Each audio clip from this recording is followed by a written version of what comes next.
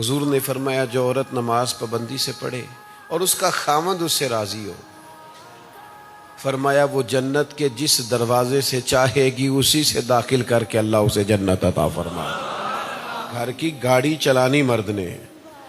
اس کا یہ مطلب بالکل نہیں ہے کہ عورت بالکل ہی بیوقوف ہے، بالکل ہی نادان ہے، اسے کسی بات کا پتہ نہیں ہے، وہ ہر بات میں پابند ہے، ایسا نہیں ہے۔ اللہ تبارک و تعالیٰ نے اسے بھی صلاحیتوں سے نوازا، لیکن سربراہی اللہ تعالیٰ نے مرد کو دی، اور یہ قرآن مجید نے بیان فرمایا۔ عورت کو چاہیے بس اس فضیلت کو تسلیم کرے، اسے مان لے، اور ماننے سے ملے گا کیا؟